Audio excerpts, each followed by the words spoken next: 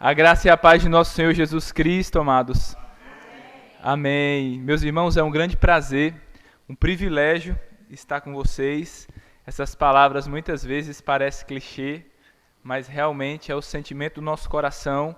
Quando eu recebi o convite para estar aqui com os irmãos, trazendo essas ministrações, eu realmente me alegrei e eu pedi ao Senhor que Ele nos concedesse essa oportunidade.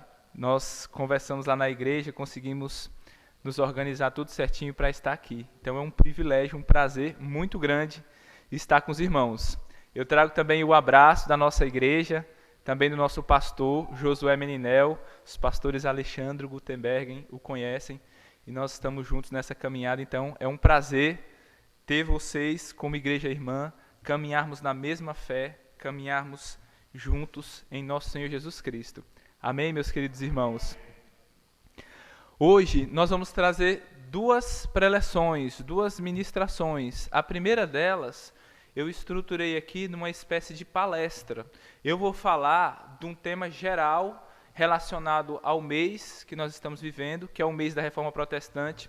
Como reformados, meus irmãos, é necessário que sempre nós estejamos reiterando aquilo que nós já sabemos, repetindo as mesmas coisas, como Paulo diz, que não é algo que nos entedia, mas é para a nossa segurança, para que em momento algum nós venhamos nos desviar das verdades já ouvidas. Nós vamos falar um pouquinho a respeito dos 5 solas, a nossa identidade doutrinária, que resumem a nossa identidade doutrinária enquanto reformados, e vou dar uma ênfase especial ao sola escritura, a palavra de Deus. Então o tema da minha mensagem é sola escritura, a importância fundamental da palavra de Deus. A nossa ministração vai estar baseada em 2 Timóteo 3. Eu peço que os irmãos abram comigo. 2 Timóteo 3. Vamos fazer uma leitura do versículo 14 e ao versículo 17. Não vamos expor essa passagem das Escrituras, mas o nosso ensino geral vai estar baseado nessa passagem e nós a citaremos à frente em algumas ocasiões. Eu estou lendo, meus irmãos, na versão NAA, Nova Almeida Atualizada. Então vamos ler os versículos de 14 a 17 aqui de 2 Timóteo 3. Diz assim a palavra do Senhor: Quanto a você, permaneça naquilo que aprendeu e em que acredita firmemente, sabendo de quem você o aprendeu, e que desde a infância você conhece as sagradas letras, isso é Paulo dizendo a Timóteo, que podem torná-lo sábio para a salvação pela fé em Cristo Jesus. Versículo 16. Toda a Escritura, a palavra de Deus, a Bíblia, é inspirada por Deus e útil para o ensino, para a repreensão, para a correção, para a educação na justiça, a fim de que o servo de Deus seja perfeito e perfeitamente habilitado para toda a boa obra. Essa, meus irmãos, que acabamos de ler, é uma das passagens das Escrituras mais claras a respeito da palavra de Deus. E elas nos mostram algumas coisas muito interessantes. Eu gostaria apenas de ressaltar algumas considerações que podemos fazer aqui neste versículo, nessa passagem. A primeira delas é que toda a Escritura é inspirada por Deus. Não uma parte dela, mas toda ela é de origem divina. É o próprio Deus que está falando conosco quando nós abrimos a Bíblia e a lemos. Não é um livro comum que estamos lendo, mas é a própria boca de Deus, porque a palavra de Deus é inspirada por Deus. Toda ela é inspirada por Deus. Então, quando falamos, embora um homem fale, embora a palavra de Deus lhe chegue por meio de um livro, nunca esqueça disso. É a palavra de Deus. E ela é útil para nos ensinar, para repreender, para nos corrigir, para nos educar na justiça, a fim de que o servo de Deus seja perfeito. O que significa perfeito aqui? Não significa que nós não teremos nenhum defeito, nenhum pecado, mas perfeito aqui significa atingir o propósito, atingir a maturidade. Então, uma criança, nós podemos dizer que ela é imperfeita, no sentido dela não ter ainda desenvolvido todos os seus potenciais, as suas capacidades, ela não ter amadurecido até a estatura de varão perfeito. O que é um varão perfeito? É um homem como Adão foi criado, na plenitude do seu vigor, na plenitude do seu amadurecimento. E assim, nós como cristãos, como homens, como mulheres de Deus, nós podemos atingir a perfeição, nós podemos amadurecer até o propósito de Deus para nossas vidas. E o que nós precisamos para amadurecermos, para crescermos à imagem do nosso Senhor Jesus Cristo? O texto segue dizendo: a palavra de Deus é útil para isso, a fim de que o servo de Deus seja perfeito e perfeitamente habilitado para toda boa obra. Vocês prestaram atenção na profundidade dessas palavras? As Escrituras, elas são capazes de nos tornar perfeitamente habilitados, não pouco habilitados, não nos auxiliar, mas nos capacitar perfeitamente para toda boa obra. Não existe uma boa obra que Deus determinou para nós, em sua palavra, que nós não sejamos capacitados a realizá-la e capacitados perfeitamente por meio da palavra de Deus. Um exemplo, a Bíblia nos ordena a sermos bons maridos. Do que eu preciso para ser um bom marido? A palavra de Deus. Se eu aprender o ensino dela, ela me tornará totalmente habilitado para ser um bom marido, uma boa esposa, um bom funcionário, um bom pastor, um bom cristão.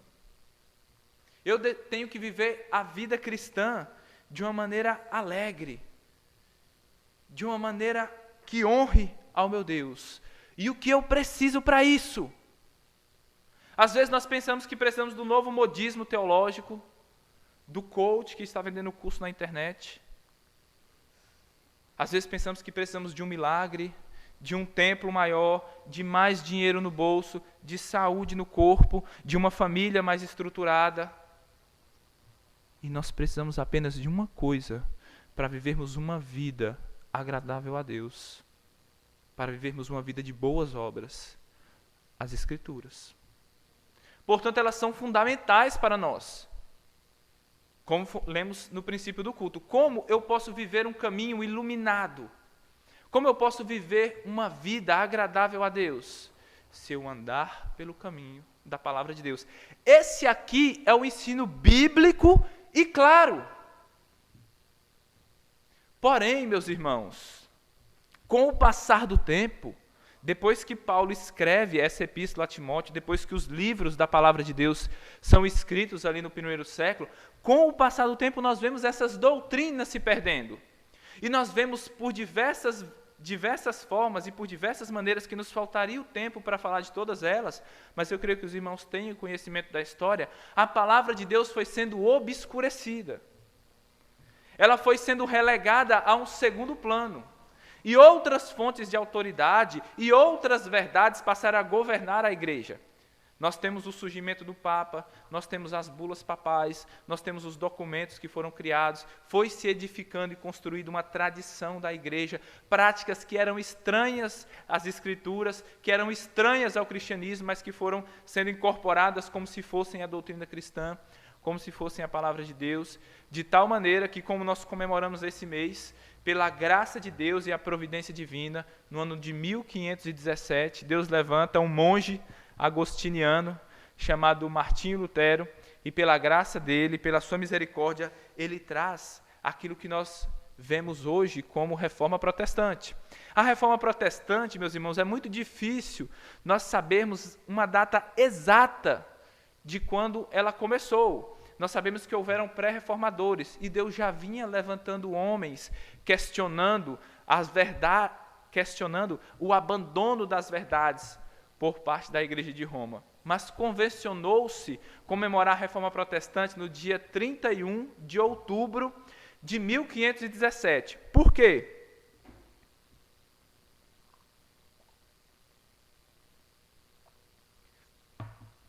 Porque foi nesse dia que Martinho Lutero pregou as suas 95 teses na igreja do Castelo de Wittenberg. Aquelas teses de Lutero, às vezes nós achamos que ali Lutero já chegou questionando todas as doutrinas erradas e trazendo a reforma bíblica, mas quando nós lemos as 95 teses, nós temos uma verdadeira decepção. Porque Paulo ali ele continua crendo no poder do Papa, ele continua crendo na justificação por boas obras e etc. Porém, essas teses que atacam principalmente as indulgências, a venda de perdão, a saída do purgatório mais rápido por meio de um pagamento de um dinheiro, essa reforma, esse protesto, essas teses que começaram com as indulgências, elas se expandiram com o passar do tempo para várias áreas da teologia e da prática do catolicismo medieval. E com o tempo, ela acabou ocasionando uma proposta de reforma geral para a igreja. Começou pelas indulgências, depois foi para o ensino a respeito das imagens, depois para o ensino a respeito do Papa, depois para o modo como o homem deve ser salvo. E assim nós temos a reforma protestante tomando corpo a partir de 1517. Em resumo, meus irmãos, essa reforma da igreja cristã e da vida cristã de maneira geral, proposta por homens como Lutero, Calvino, Zwinglio, que foi também um reformador suíço, John Knox, um reformador escocês, William Tyndale, um reformador inglês, que é o responsável por traduzir a Bíblia dos originais para o inglês, e tantos outros reformadores que nos faltaria o tempo para citar o nome de todos eles. Essa reforma depois ela foi sintetizada e resumida em 5 pontos, que são os 5 solas. Esses 5 solas, então, meus irmãos, eles são princípios doutrinários, ou pilares doutrinários dessa reforma protestante. Nós conhecemos os 5 solas. Sola Escritura, do qual nós falaremos hoje, mas há também o sola fide, sola gratia, solus Christus e soli Deo gloria. Somente a Escritura, somente a fé, somente a graça, somente Cristo e somente a glória a Deus. Esses 5 solas, eles não são toda a doutrina da reforma, assim como os 5 pontos não são todo o ensino do calvinismo, mas eles resumem, eles sintetizam os pontos principais da reforma. Contudo, meus irmãos, ao que eu quero começar chamando a atenção dos irmãos nesta manhã, é que a reforma e a sua posição, o seu resumo doutrinário ali nos 5 solas, ela é, antes de tudo, uma volta ao teocentrismo. A reforma nada mais é do que um destronar das tradições humanas e do humanismo secular para um reentronizar de Deus através da sua palavra. E nós podemos ver isso quando nós comparamos os 5 solas, que é a proposta de reforma dos reformadores, com os ensinos do catolicismo medieval, contra os quais os 5 solas se opunham. Os 5 solas trazem de volta o teocentrismo, contra os ensinos medievais que estavam baseados em um humanismo. Percebam, vamos comparar os 5 solas com o ensino do catolicismo medieval. O primeiro sola é o somente a Escritura. O somente a Escritura se opunha a quê? A fonte de autoridade divina que a igreja medieval cria, o catolicismo medieval. O catolicismo medieval cria que a Escritura era a palavra de Deus. Nós erraremos tremendamente se acharmos que antes de Lutero as pessoas não conheciam a Bíblia. Lutero era um professor universitário, e na Universidade de Wittenberg, ele era professor de quê? Era professor de Bíblia. Lutero não começou a ler a Bíblia na Reforma Protestante. Quando ele entrou na faculdade, ele era um professor de Bíblia, ele estudava a Bíblia. As pessoas naquele tempo estudavam a Bíblia. As pessoas, como sempre, não se tornam hereges e se desviam da verdade por falta da Bíblia, mas por não darem à Bíblia a importância devida. A igreja, sim, cria que a palavra de Deus é a Escritura. Elas criam, o Papa cria na Bíblia, ele tinha uma Bíblia. Mas a Bíblia não era a única fonte de autoridade. Havia mais 2 fontes de autoridade, que é a tradição e o magistério da igreja. Então eles não tinham somente a Escritura como fonte de autoridade. mas também a tradição e o magistério da igreja. Vamos comparar agora esses dois ensinos. Quando os protestantes falam somente a Escritura é a palavra de quem? De Deus. Os católicos diziam, sim, é a palavra de Deus, mas eles também criam na tradição. A tradição é a tradição de quem? Dos homens. E o magistério da igreja é composto por quem? Por homens. Então, os reformadores estavam tentando purificar a igreja cristã, a vida cristã, desses acréscimos humanos à pureza e à centralidade de Deus na vida cristã. O segundo sola, somente a fé. A fé é o quê? Um dom de Deus. Mas os católicos diziam para que uma pessoa fosse salva não era somente a fé, mas era a fé, que é o dom de Deus, e as obras. As obras são o quê? Humanas. Depois nós temos o terceiro sola gratia. A graça de quem? A graça de Deus. E os católicos diziam, sim, é a graça de Deus, mas também é os méritos humanos. Perceba que é sempre nós acrescentando algo humano à obra que deveria ser somente de Deus. O quarto solus Christus. O Cristo de quem? O Cristo de Deus. O Deus homem encarnado. É Ele que intercede por nós. Ele é o nosso Salvador. Porém, os católicos diziam, não, é sim, é verdade, é Cristo sim. Mas não somente Cristo, é também Maria. E todos os outros santos que intercedem por nós e são comediadores, auxiliares na nossa salvação. Quem é Maria? Uma humana, uma santa humana, mas uma humana. Quem são os santos? Homens santos, mas homens. Jamais qualquer deles podem ser comparados a Cristo Jesus, o homem perfeito, o Deus eterno feito carne. Percebam sempre os acréscimos humanos que corrompem a vida cristã. E por fim, os reformadores diziam, se a Escritura é de Deus, a graça é de Deus, a fé é de Deus, o Cristo é de Deus, quem é que deve receber toda a glória? Deus! Mas o que aqueles a quem os reformadores se opunham diziam? Sim, nós temos que dar glória a Deus, mas também temos que honrar os santos. Nós temos que fazer uma igreja em honra ao santo fulano de tal.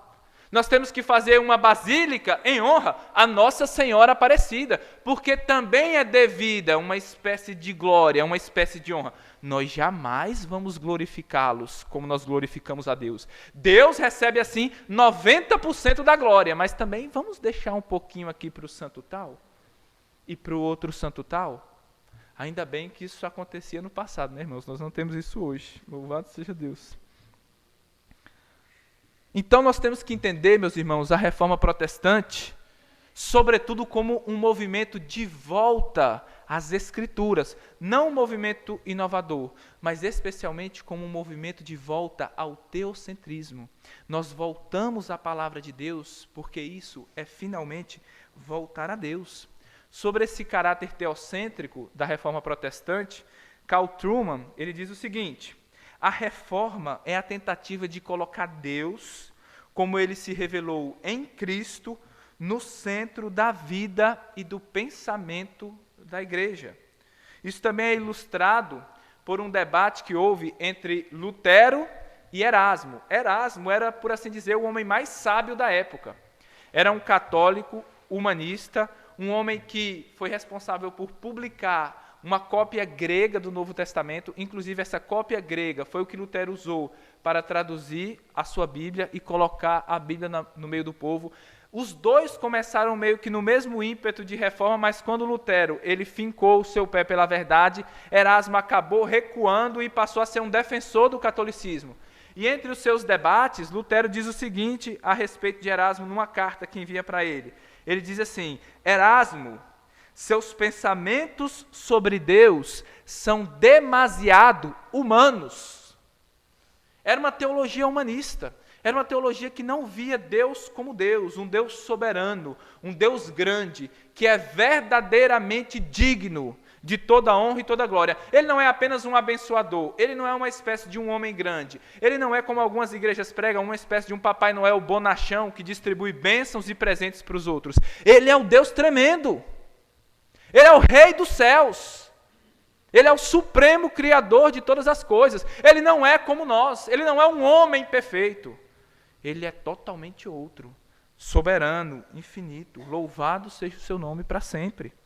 Ainda sobre esse teocentrismo da reforma, especialmente da nossa teologia reformada, R.C. Sproul diz o seguinte: a doutrina de Deus da teologia reformada, com sua ênfase em todos os atributos divinos, a cada ponto do desvelar da salvação, a distingue dos outros cristãos a respeito do conhecimento do Senhor. Quando nós dizemos que somos reformados, calvinistas, as pessoas pensam assim: vocês são aqueles que dizem que o homem está predestinado já, né? Que não adianta ele fazer nada, porque se ele quiser ser salvo, ele não pode porque não está predestinado. E outro que quer ser salvo também não pode ser porque não está predestinado. É assim? As pessoas acham que nós, como reformados, temos os nossos distintivos na maneira do culto, na nossa doutrina da salvação, na doutrina da predestinação e etc. Essas coisas, embora sejam importantes, elas são apenas reflexo da nossa principal característica como reformados. Qual é a nossa principal característica como reformados? A nossa doutrina de Deus. A ênfase que nós damos na soberania de Deus, na graça de Deus, no amor de Deus, na justiça de Deus, na grandeza do Deus revelado nas Escrituras. É o que Sproul segue dizendo. E a nossa doutrina de Deus, a doutrina da teologia reformada, é extraída de Gênesis a Apocalipse, tanto do Antigo como do Novo Testamento. De onde nós tiramos essa doutrina de Deus? Foi de um sonho? Passamos 3 dias no monte e tivemos essa revelação? Aprendemos isso por meio da tradição dos nossos avós, que receberam dos avós dele e veio lá de uma longa lista de uma geração passada? Não, meus irmãos. A nossa doutrina de Deus que nos distingue é retirada completamente das Escrituras. Ser reformado é ter uma visão grande de Deus. Não uma visão de Lutero e de Calvino. Uma visão bíblica. Nós não somos idólatras de Lutero e Calvino. Nós apenas estamos juntamente com eles dizendo: sola Escritura. A Bíblia é a palavra de Deus. É a nossa única regra de fé e prática. Mas por falar em sola Escritura, meus irmãos, o que é sola Escritura? O que isso significa? Sola Escritura, como eu lhes disse, não é uma inovação. Não é criar um novo tipo de cristianismo. Nós tínhamos um cristianismo bíblico, agora nós temos um cristianismo calvinista, um cristianismo reformado. Não, de maneira nenhuma. O nosso anseio, sobretudo, é sermos bíblicos, é sermos cristãos, como eles também queriam. Ser reformado, então, não é um movimento revolucionário, como os católicos nos caluniam. Não, é um movimento de volta. Volta o quê? Volta às Escrituras. Como também havia um lema dos reformadores que dizia: ad fontes. Ou seja, vamos voltar às Escrituras. No tempo da Reforma, se você quisesse aprender teologia, você teria que estudar com o catecismo da Igreja Católica. Até hoje é assim. Não leia a Bíblia. Por quê? A Bíblia é um livro muito difícil. As pessoas, às vezes, que leem a Bíblia, elas ficam loucas. Sem contar que a Bíblia não estava na linguagem do povo. Então, imagine que você pega uma Bíblia para ler hoje, a Bíblia está em japonês. O que você vai conseguir ler? Absolutamente nada. Por quê? Não está na sua língua. A minha avó, ela é do Ceará, e ela conta que quando ela ia para a missa, quando criança, jovenzinha, ela entrava na igreja, se ajoelhava, e o padre começava: Em nome de Pátria, et Filho, et Espírito Santo. Amém. E começava a rezar a missa inteira em latim. E ela me dizia: eu entrava, ajoelhava, saía e não entendia nada. Será que há alguma edificação nisso? Como podemos adorar o que não conhecemos? Mas ainda bem que era só naquele tempo que nos cultos as pessoas falavam uma língua que ninguém entendia, né? Voltando então, meus irmãos, nós vemos que a reforma foi organizada pela palavra de Deus. Mas eu lhes pergunto agora: quem foi o grande responsável pela reforma? A reforma foi feita por meio da sua palavra, mas quem foi o grande responsável? Foi Lutero ou Calvino? Quem você acha dos dois?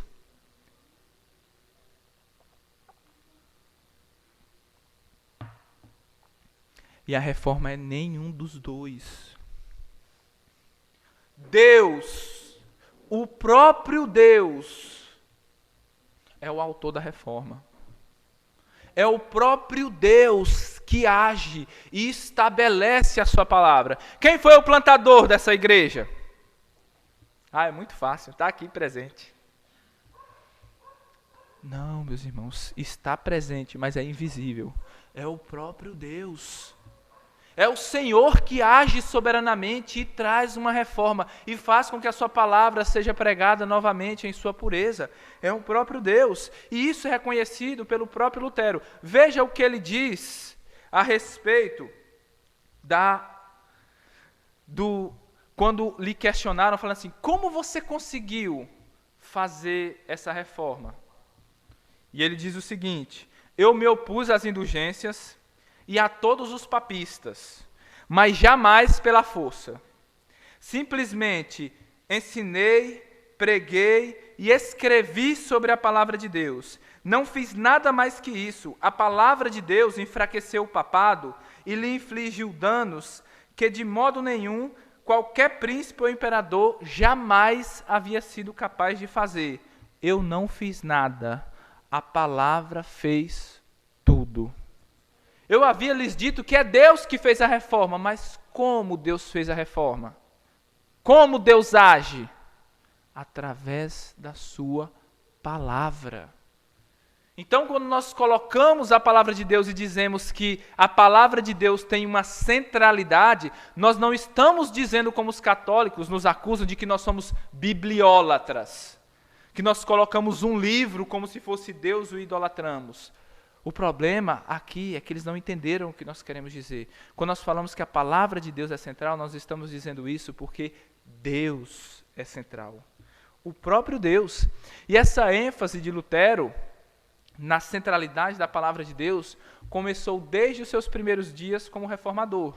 Em 1517, ele pregou as suas 95 teses e então ele começou a se aprofundar na sua reforma e foi questionando outros ensinamentos do catolicismo, chegando a publicar livros, tratados e etc. Em 1521, ele é convidado a comparecer diante da Dieta de Worms. Worms é uma cidade da Alemanha. Dieta é um concílio, uma reunião. As ideias de Lutero começaram a ser divulgadas, ele foi denunciado ao Papa, o Papa e as autoridades chamaram Lutero para diante dele examinarem se aquilo que ele estava falando era verdade mesmo e se ele continuava sustentando aquilo que estava escrito em seus livros. Antes de Lutero, todos os que passaram por essa convocação foram chamados para ouvir e saíram de lá para a fogueira. Então Lutero estava em um momento de total apreensão. Ele sabia que ele estava indo para um lugar onde, dependendo do que ele dissesse, ele seria tido como herege e condenado à fogueira. Quando colocam os livros diante de Lutero e dizem, Lutero, essas obras são suas, você reconhece? Ele fala, sim. Nós temos percebido que essas literaturas, esses livros que você escreveu, são contra a igreja e contra a fé do bispo de Roma, do Papa.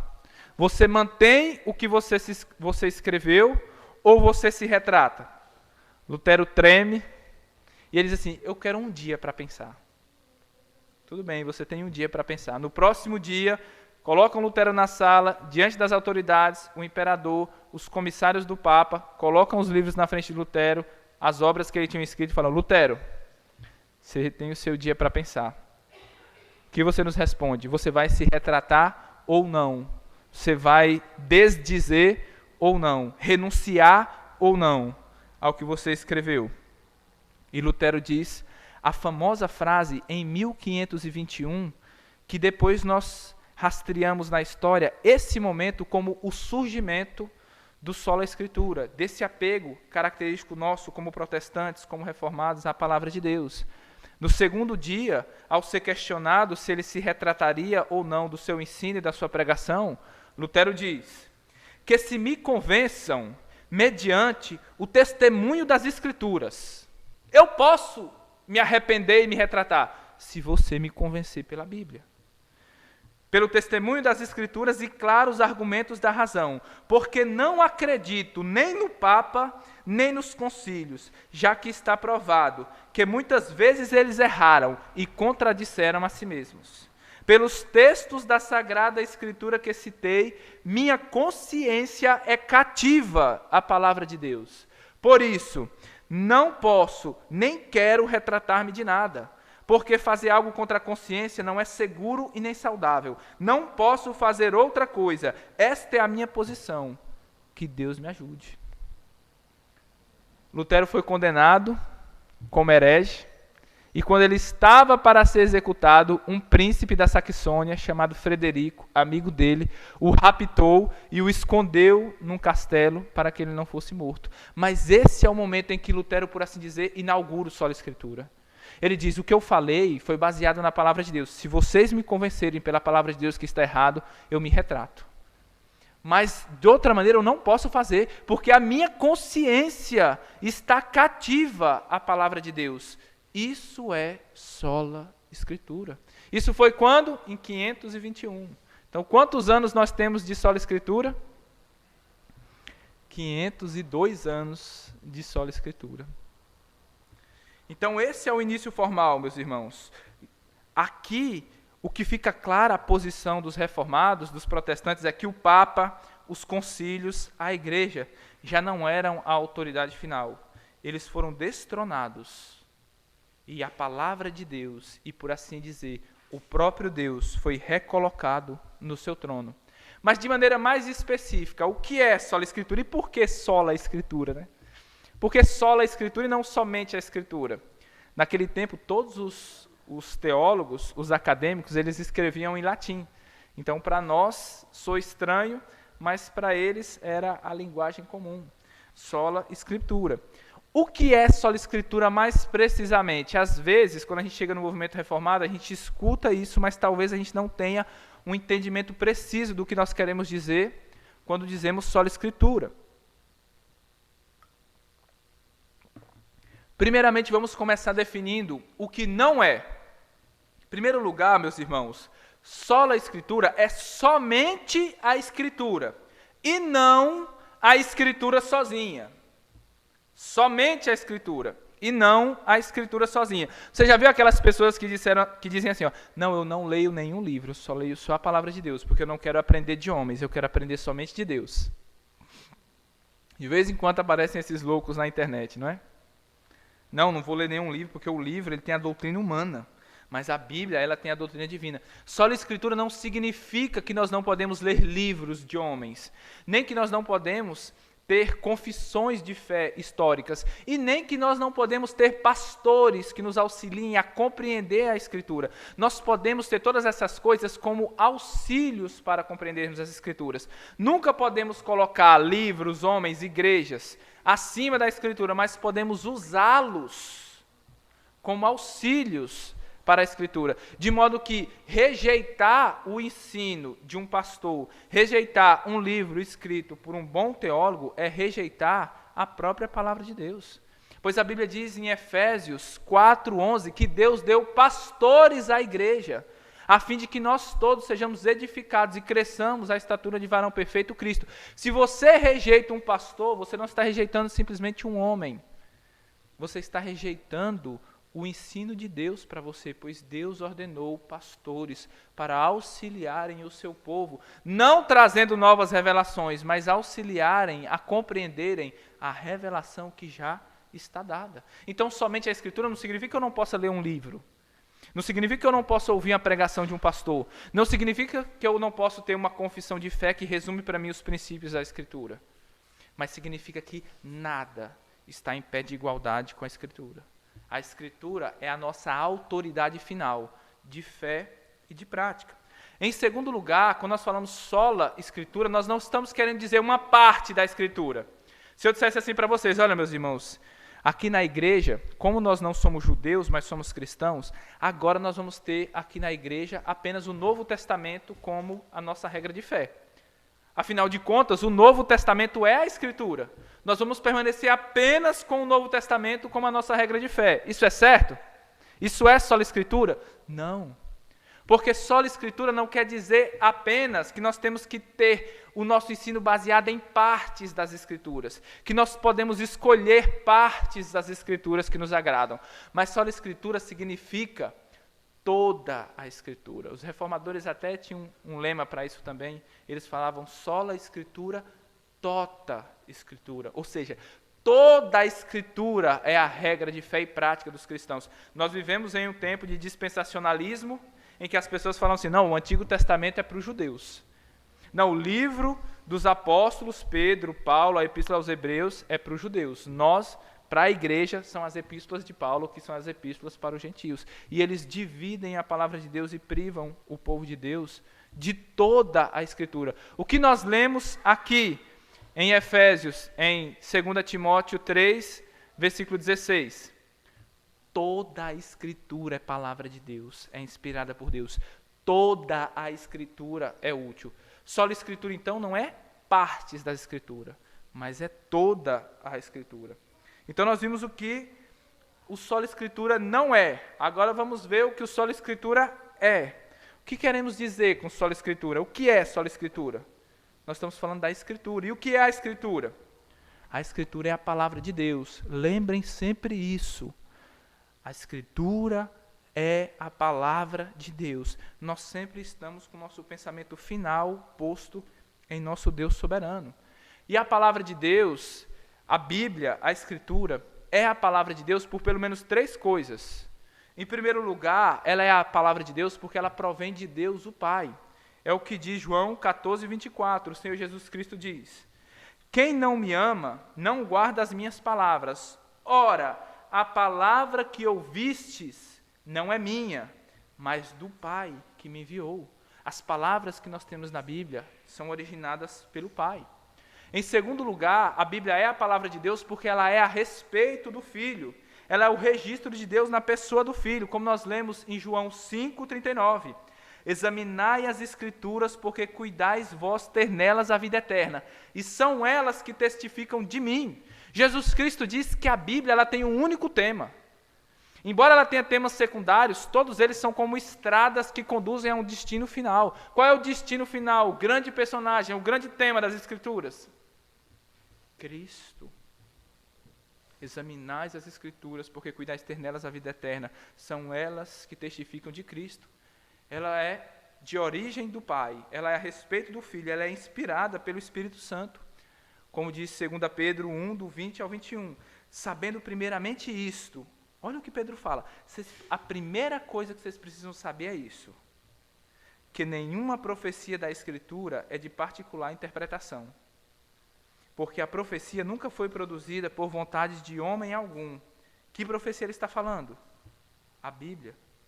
Mas os homens santos de Deus falaram inspirados pelo Espírito Santo. A Bíblia é a palavra de Deus, porque é inspirada pelo Espírito Santo. Já viram algumas pessoas dizendo assim, não, aí você está falando de letras. Eu gosto de ouvir o Espírito Santo assim, falando audivelmente no meu ouvido. Temos que tomar cuidado com essas pessoas, porque elas dizem estar inspiradas pelo Espírito Santo, e inspiradas pelo Espírito Santo, elas rejeitam a voz do Espírito Santo. Tendo como desculpa ouvir o Espírito Santo, elas rejeitam a voz do Espírito Santo, a voz que o Espírito Santo inspirou, a Bíblia. Tomemos cuidado para jamais sejamos enganados nisso. Então a Bíblia é a palavra de Deus, porque ela é de origem do Pai, ela fala a respeito do Filho, ela foi inspirada pelo Espírito Santo. Então Deus e a sua palavra jamais podem ser separados. Há um lugar onde a Bíblia não é pregada? Não pense jamais que Deus está ali. Não, tem aquela igreja ali, eles não têm conhecimento de Deus. Eles não leem a Bíblia, às vezes leem um versículo, 2 durante o culto, e depois eles fogem do texto e começam a pregar coisas que não têm nada a ver. Mas eles são zelosos, eles são sinceros, eles adoram a Deus de coração. Deus está abençoando aquele lugar. Impossível! Impossível! Deus jamais está dissociado da sua palavra. Onde Deus reina, Ele reina por meio da sua palavra. É a palavra de Deus. Como os reformadores diziam, a palavra de Deus é o cetro pelo qual o Rei Jesus governa a sua igreja. Se não temos a palavra de Deus, tampouco teremos o Deus da palavra. A pergunta que eu faço em seguida, e nós já caminhamos para o nosso fim, é: nós precisamos do Sola Escritura hoje? Hoje parece que não, né? Naquele tempo, para você ter uma Bíblia era a coisa mais difícil do mundo, era caríssimo. Hoje, eu entro na internet, compro uma Bíblia no Mercado Livre e amanhã chega. Mesmo sendo domingo, eles entregam em casa. É mais R$30 eu compro uma Bíblia. Ou então nem preciso disso, eu só preciso de um Wi-Fi e acesso à Bíblia no celular onde eu estiver. Então, será que nós precisamos lutar pela palavra de Deus hoje, visto que ela está tão acessível? Será que nós precisamos defendê-la, visto que há tantos defendendo ela pela internet, que a verdade parece ser clara para todos? Parece que nosso país, o número de evangélicos já vai, daqui a pouco tempo, ultrapassar o número de católicos, de papistas. Será que precisamos, meus irmãos? Quando nós olhamos ao nosso redor, amados, embora nós, teoricamente, sejamos herdeiros da reforma protestante, teoricamente sejamos protestantes, nós vemos uma negação sutil, mas real, da inerrância, do caráter único, absoluto e suficiente da palavra de Deus. Embora a grande maioria dos evangélicos, daqueles protestantes ao nosso redor, concordem com afirmações como: a Bíblia é a palavra de Deus, a Bíblia é a única regra de fé e prática dos cristãos, não devemos acrescentar nem retirar quaisquer palavras da Bíblia.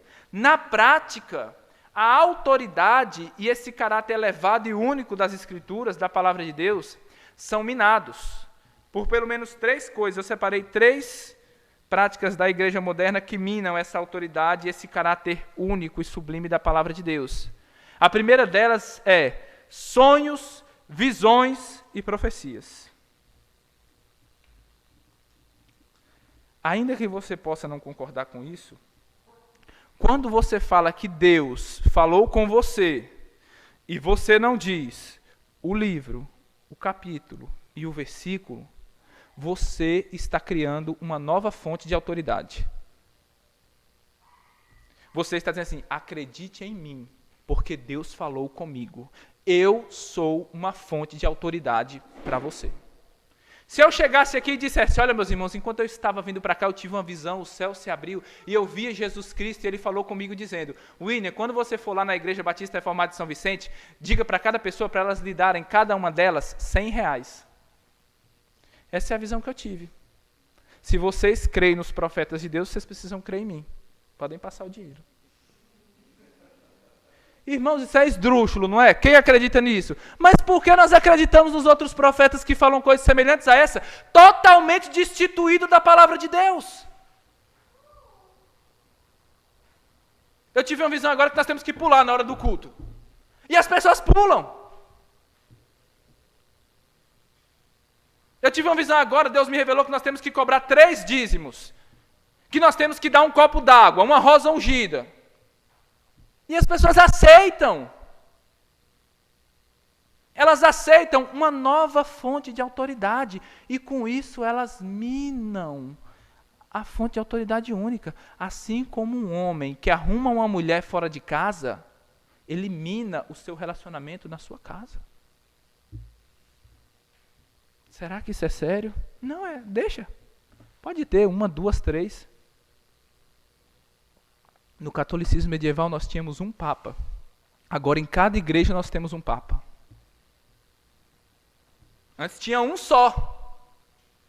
Agora tem um papa chamado Edir Macedo, outro papa chamado R.R. Soares, outro papa chamado Silas Malafaia, outro papa chamado Ageno Duque. E em cada igreja pentecostal apostólica você tem um apóstolo, um bispo, um querubim, um serafim, que é o papa daquela igreja. Quando nós não temos um papa, nós temos uma papa. Seria cômico se não fosse trágico.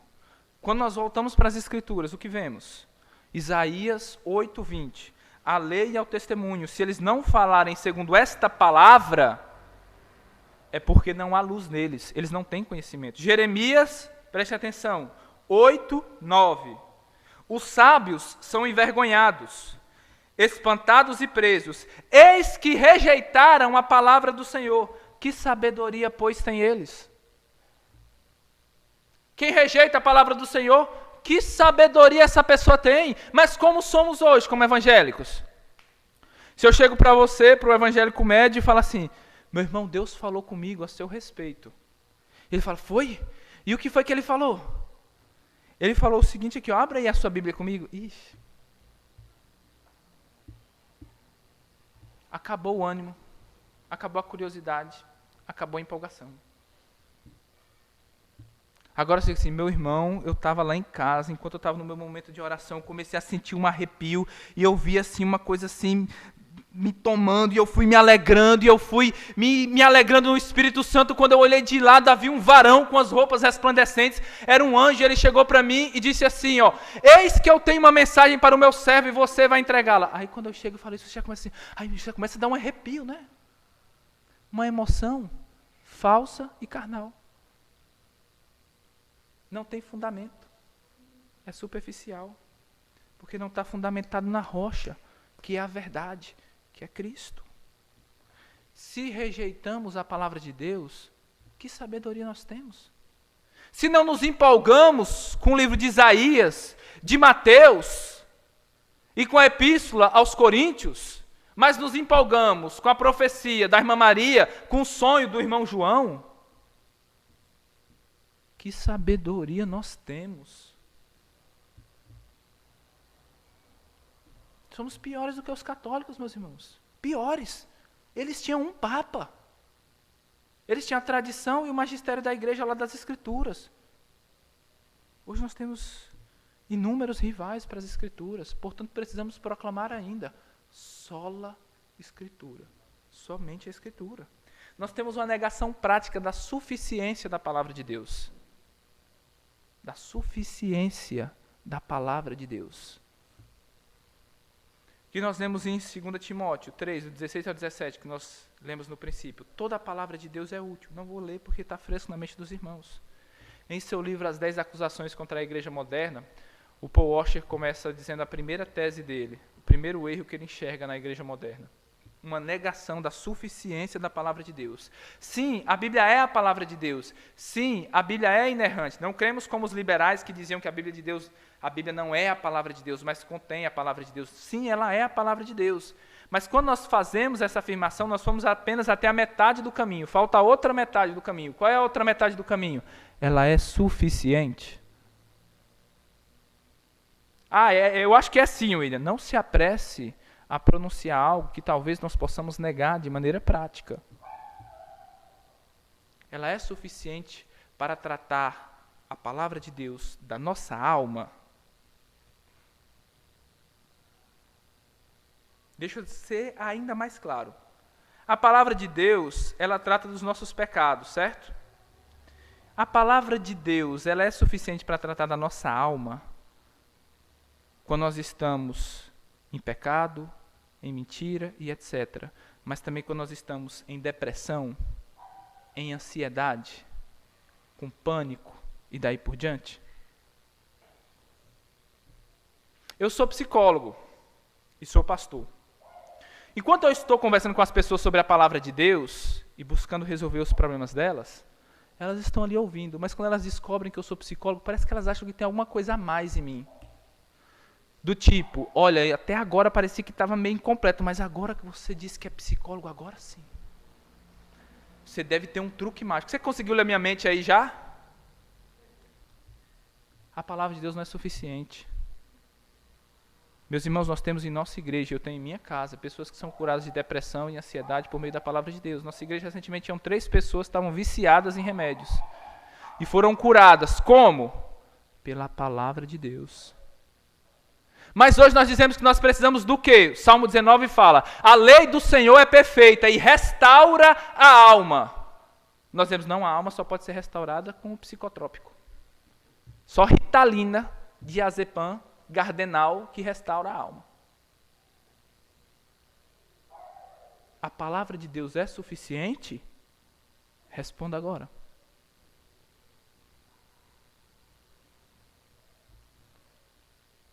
Vocês entendem, meus irmãos? Às vezes a gente pensa assim, a verdade liberta. É o que diz lá em João 8. Não é isso que diz lá. Não é a verdade que liberta. É a verdade conhecida que liberta. E conhecer a verdade não é apenas ter informação da verdade, é experimentar a verdade em nossas vidas. Quando experimentamos a verdade, nós podemos verdadeiramente ver. Ela é suficiente. Ela é a única luz que eu preciso para iluminar o meu caminho. Não preciso de nada mais, mas não é como se eu não precisasse de nada mais, eu vou ficar só com isso aqui, né? Não, é porque ela é suficiente para tudo. Ela é uma refeição completa. Quando nós dizemos que um bebê não precisa de nada mais do que o leite materno, não é que aquilo ele vai ficar ali meio que subnutrido, não. É porque o leite materno tem tudo o que ele precisa. A palavra de Deus tem tudo que a nossa mente, que o nosso corpo, que a nossa vida cristã precisa. Que Deus nos dê a graça de crer nisso, não negar a Bíblia. De chegar aqui e dizer assim, ó, Cristo é o príncipe da paz, ele disse na Bíblia, a minha paz vos dou, não vos la dou como o mundo dá. Aí quando sair daqui, chegar em casa, tem um ataque de pânico. Onde está a paz que você acabou de declarar na igreja? Veja, eu não estou condenando os irmãos que têm problemas assim. Eu sou empático. Eu entendo, eu tolero, eu respeito. Mas eu amo o suficiente para falar a verdade. Esse problema é porque você não está aplicando a verdade na sua vida. Porque a palavra de Deus, quando aplicada em nossas vidas, restaura a nossa alma. E tantas outras aplicações, mas é porque essa está na moda, eu não quis deixar passar. Terceira negação prática. Nós, embora digamos, no meio evangélico geral, que a Bíblia é a nossa autoridade final, essa autoridade é solapada por nossa tradição religiosa, pela autoridade do apóstolo, porque ele é um homem de Deus. Isso não tem nada novo debaixo do céu, isso era muito comum nos dias de Jesus. Veja o que os fariseus diziam no tempo dele. Mateus 15, do 7 ao 9. Hipócritas, Jesus diz aos fariseus. Bem profetizou Isaías a vosso respeito, dizendo: este povo se aproxima de mim com a sua boca e me honra com os seus lábios, mas o seu coração está longe de mim. Mas em vão me adoram, ensinando doutrinas que são preceitos de homens. Às vezes a gente acha que os fariseus eram pessoas insuportáveis e hipócritas, por quê? Porque eles eram tão apegados à palavra de Deus, né? Não, eles inventavam que eram apegados à palavra de Deus. O que é que eles ensinavam ao povo? Doutrinas e preceitos de homens, como a igreja de Roma. E isso anulava a palavra de Deus. Por isso que é dito, em vão me adoram. Marcos 7,13. Invalidando assim a palavra de Deus pela vossa tradição, que vós ordenastes. E muitas coisas fazeis semelhantes a essa. A nossa tradição humana, evangélica, eclesiástica, anula a palavra de Deus. Que nós temos cuidado para que isso não aconteça. Um exemplo, nós lemos em 1 Coríntios 14. Quando vocês forem falar em línguas na igreja, fale 2 ou 3 e haja quem interprete. Aí nós vemos numa igreja 10 pessoas falando em línguas. Você tá bom, meu irmão, você pode falar em línguas, mas não era só 2 e 3 e houvesse quem interprete? Não, isso aí são preceitos humanos. Não tem problema da pessoa falar em língua, desde que seja uma língua mesmo, inglês, português, inglês, japonês, coreano, e que tenha interpretação. Mas nós ouvimos essas coisas. Não, a minha tradição aqui, o que eu quero é ver cadeira voando aqui, o fogo descendo, Deus trabalhando. A parte da sua palavra. A parte da sua palavra. Ainda hoje tem gente lá beijando os pés de uma santa de gesso, pedindo a graça de Deus, achando que não comendo carne na sexta-feira santa, ele está melhor. E o outro achando que se ele não der o dízimo, o devorador vai destruir as finanças dele. Todos os lados, meus irmãos, nós precisamos de uma reforma. Como faremos essa reforma? Através da palavra de Deus. Precisamos retornar a palavra de Deus para a centralidade. Não pela palavra de Deus em si, mas Deus, que nos fala através da sua palavra, as Escrituras. Para finalizar, meus irmãos, aplicação, como nós estamos aqui no clima de reforma, eu tenho 10 teses para falar com os irmãos. Declarações rápidas, resumindo a nossa ministração. A primeira delas é: as Escrituras são a palavra de Deus de uma maneira e em um sentido que nenhuma outra é. Nós podemos dizer assim, olha, esse livro fala da palavra de Deus. Quando nós saímos às ruas evangelizando, nós vamos entregar um panfleto para a pessoa, e a pessoa fala, esse panfleto aí é do quê? Fala, é um panfleto que fala da palavra de Deus. Mas eu jamais estou comparando aquele panfleto com a palavra de Deus como se de fato fosse. Ele é a palavra de Deus na medida que tem versículos escritos ali e há uma exposição da palavra de Deus, mas a Bíblia é única. Em sua esfera, ela não tem igual. É a palavra de Deus. Como nós já lemos aqui, em 2 Pedro, ela é inspirada pelo Espírito Santo. Sobre isso, Calvino diz o seguinte, nas Institutas, no livro 4, capítulo 8 e seção 8. Que este seja um firme propósito. Nenhuma outra palavra deve ser tida como a palavra de Deus e dado lugar como tal na igreja, além daquilo que é contido na lei e nos profetas, o Antigo Testamento, e depois nos escritos dos apóstolos, o Novo Testamento. Essa é a única forma autoritativa de ensino na igreja, e é por meio dessa prescrição que a igreja deve ser regida, pela palavra de Deus. Segundo lugar, a fiel pregação da palavra de Deus é a palavra de Deus. Vocês entenderam? A fiel pregação da palavra de Deus é a palavra de Deus. Meus irmãos, o que eu estou falando para vocês não é a minha palavra, é a palavra de Deus. Agora você foi longe, William. De onde você tirou isso aí? Você acabou de falar o tempo todo que tem que se basear os seus ensinos na Bíblia e agora você inventou essa nova aí. Está na Bíblia. Veja o que está escrito em 1 Tessalonicenses 2:13. Por isso também damos sem cessar graças a Deus, pois havendo recebido de nós a palavra da pregação de Deus, a recebestes não como palavras de homens, mas segundo é na verdade, como palavra de Deus, a qual também opera em vós, os que crestes, como os tessalonicenses receberam a pregação de Paulo, como palavra de Deus, como de fato é. 2 Timóteo 4:2, conjuro-te que pregues a palavra. Paulo não diz a Timóteo, pregue sobre a palavra, pregue algo parecido com a palavra, mas pregue a palavra de Deus. A pregação da palavra de Deus é a palavra de Deus. Os reformadores diziam, predicatio verbi Dei est. A pregação da palavra de Deus é a palavra de Deus. E veja o que está escrito em Lucas 10:16. Quem ouve a voz, Jesus diz para os seus ministros fiéis, os seus apóstolos, a mim me ouve. E quem rejeita a voz, a mim me rejeita. E quem a mim me rejeita, rejeita aquele que me enviou. Alguém poderia estar ouvindo a pregação de Pedro e dizendo assim, vai para lá, seu pescador ignorante. E Jesus diz, quem rejeita Pedro, a mim me rejeita. E quem rejeita a mim, rejeita o meu Pai que me enviou. Quem rejeita o mensageiro de Deus, que traz a pregação da palavra de Deus, rejeita o próprio Deus. Às vezes nós estamos pregando na igreja, isso é uma dor contínua do nosso coração. As pessoas acabam falando, pastor, acho que eu não concordei muito assim com o que o senhor falou não, hein? Acho que essa daí é a sua opinião. Meus irmãos, se fosse para dar minha opinião, eu tinha ficado lá na minha casa dormindo. Não tinha me acordado cedo para vir para cá não.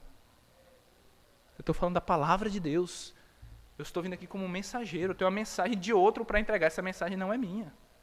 Ouçamos então a pregação com toda a reverência, porque ela é a palavra de Deus, não vai descer um anjo aqui para falar com você, Isaías não vai ressuscitar para falar com você, não vai. Deus vai mandar um mensageiro para falar com vocês, como tem feito aqui, pela sua graça, por amor de vocês. A terceira tese, a pregação da palavra de Deus é o que gera fé e o novo nascimento, como diz Romanos 10:17, a fé vem pelo ouvir a palavra de Deus. Queremos conversões? Queremos ver novo nascimento, pessoas sendo salvas? Precisamos do quê? Da palavra de Deus. Não é ouvir anedotas, testemunhos. Quando eu era criança, gente, eu estava lá no meu quintal da casa e vi um anjo. E daí que você viu um anjo? Fica com o seu anjo para você. Me fale da palavra de Deus. Me fale das Escrituras, porque o Evangelho é o poder de Deus para a salvação de todo aquele que crê. Não é a minha anedota, a minha experiência, meu testemunho. É a palavra de Deus. Ela é suficiente para trazer fé, trazer um novo nascimento. Ela também é, em quarto lugar, a palavra de Deus é suficiente para nos dar crescimento espiritual e santificação. Em 1 Pedro 2,2 é dito: desejai afetuosamente, como meninos nascidos novamente, o leite racional, não falsificado da palavra, para que por ele vades crescendo. Eu ouvi a palavra hoje e me converti. O que é que eu preciso? Você é um bebê na fé. Você precisa de leite para você crescer. Qual é esse leite que vai me fazer crescer? A palavra de Deus. Assim como a fé vem pelo ouvir, a fé inicial, ouvir a palavra de Deus, o crescimento também vem com o contínuo alimentar-se da palavra de Deus. Mas eu tenho uns 5 anos na fé, 10 anos na fé, 20 anos na fé. Eu quero crescer em santificação. O que é que eu faço? João 17:17, o Senhor Jesus Cristo ora: Pai, santifica-os na verdade, a tua palavra é a verdade. Como cresceremos em santificação? Pela palavra de Deus. A palavra nos acompanha do berço ao túmulo. Do novo nascimento à maturidade espiritual. É como um teólogo disse, na Escritura tem leite para a criança e carne para o homem. Todo o nosso alimento, tanto leite como alimento sólido, estão na Escritura. Nem só de pão viverá o homem, mas de toda a palavra que procede da boca de Deus. Toda a palavra. Em quinto lugar, o Espírito Santo não age contra a palavra de Deus, mas com e através dela. O que diz Efésios 6:17? Aquela passagem famosa que fala da armadura de Deus. Tomai também o capacete da salvação e a espada do Espírito, que é a palavra de Deus. O Espírito é descrito como um soldado. Qual a arma que ele tem na mão? Uma espada. Não é uma lança, não é um arco e flecha, é uma espada. E a Bíblia deixa clara, a arma que ele usa para lutar, para vencer as suas guerras, é uma espada. E essa espada é a palavra de Deus. O Espírito Santo, meus irmãos, não age sem a palavra de Deus. Essa é a espada que ele usa. Você quer ter o poder do Espírito Santo? Quero. Então, lute com as armas do Espírito Santo. Qual é a arma do Espírito Santo? A palavra de Deus. Está dito aqui. Efésios 5:17. Tomem a espada do Espírito, que é a palavra de Deus. John Bunyan, o puritano que escreveu O Peregrino, diz o seguinte: certamente o Espírito Santo não vivifica, nem move diretamente o coração do cristão, sem a palavra de Deus, mas por, com e através da palavra de Deus. Em sexto lugar, é desejo de Cristo que todos os cristãos examinem as Escrituras. É desejo dele que todos vocês leiam as Escrituras. O que ele diz em João 5:39? Examinai as Escrituras, é um imperativo, é um mandamento. Porque vós cuidar nelas, ter a vida eterna, e são elas que testemunham de mim, que testificam de mim. Eu lhes pergunto, vocês têm lido a Bíblia, meus irmãos? Eu citei essa passagem de Deuteronômio 8:3, que diz: nem só de pão viverá o homem, mas de toda a palavra que sai da boca de Deus. Você já leu a Bíblia toda? A maioria das nossas Bíblias, elas têm de 1.200 a 1.400 páginas. Certo? Se nós lermos 10 minutos por dia, nós conseguimos ler em 10 minutos mais ou menos 2 páginas. Então, nós pensemos que nós lemos 10 minutos por dia da Bíblia, ou 2 páginas da Bíblia por dia. Um ano tem 365 dias. Então, se nós lermos 2 páginas durante o ano, então nós temos 2 vezes 365, que dá 730. Se nós lermos durante 2 anos 2 páginas, nós temos 730, que é a leitura de um ano, 2 páginas por dia, vezes 2, que dá 1.460. Se nós todo dia lermos a Bíblia pelo menos 10 minutos ou 2 páginas, em 2 anos nós conseguimos ler a Bíblia inteira. Será que 10 minutos é uma coisa absurda? Não, agora você jogou um fardo extremamente pesado sobre as minhas costas. Ler a Bíblia 10 minutos por dia é uma coisa que é absurda, que eu não consigo. Será que é absurda? Você não diz com as suas palavras, mas você diz com a sua prática. Você já tem mais de 2 anos de crente e nunca leu a Bíblia? O quê? Você tem 5 anos de crente e nunca leu a Bíblia? Então como é que você ousa dizer sola Escritura? Se você não tem amor pela palavra de Deus. Vocês percebem como a coisa é séria? Como a reforma é uma coisa mais profunda? É mais dura? É mais difícil? A palavra de Deus precisa transformar o nosso coração, irmãos. Entendam, eu não estou repreendendo vocês, eu não estou falando a palavra de efeito. Eu estou falando com amor a vocês. Eu estou dizendo a vocês, meus irmãos, vamos nos apegar à palavra de Deus. Que essa palavra de Deus habite ricamente em nosso meio. Leiamos a palavra de Deus, estudemos a palavra de Deus. É o desejo de Jesus Cristo. Foi Ele que disse, examine as Escrituras. Você vai cuidar, lá você vai ter a vida eterna. Lá você vai se encontrar comigo. Cristo está falando com você. Leia a palavra de Deus. Em 7º lugar, a verdadeira igreja é conhecida pela pregação fiel da palavra de Deus. Veja o que está descrito em 1 Timóteo 3,15. Mas se tardar, para que saibas como convém andar na casa de Deus, que é a igreja do Deus vivo, a coluna e firmeza da verdade. Uma igreja conhecida pela verdade. A principal marca de uma igreja é a pregação da verdade. Em 8º lugar, os verdadeiros pregadores pregam a palavra de Deus. Veja o que está escrito em João 3,34.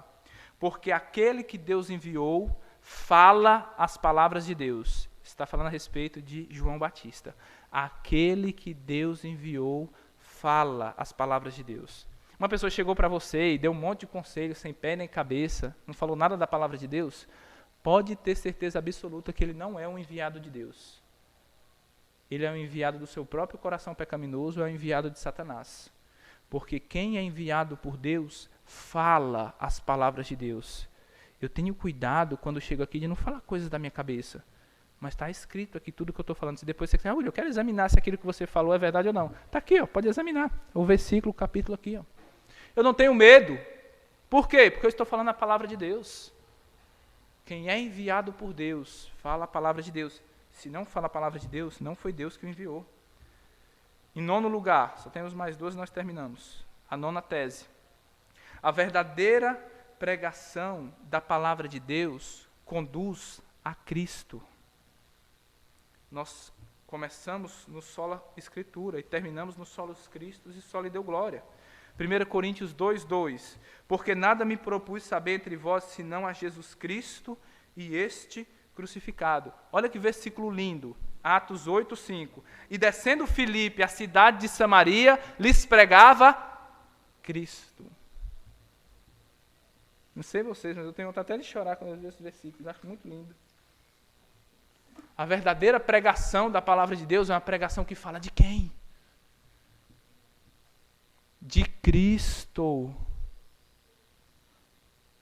Há uma história interessante. Um grupo de turistas foi a Londres fazer um passeio. Eles eram cristãos. E num dia eles falaram assim, hoje vamos visitar a igreja de Joseph Parker. Joseph Parker era um pregador congregacional. Ele tinha uma igreja gigante, cerca de 3.000 membros, ou 1.000 e poucos membros, não lembro ao certo a sua igreja, e ele era um pregador impressionante. E quando chegaram lá, tiveram aquela pregação poderosa, e eles saíram olhando um para o outro e dizendo assim, meu Deus, que grande pregador é Joseph Parker.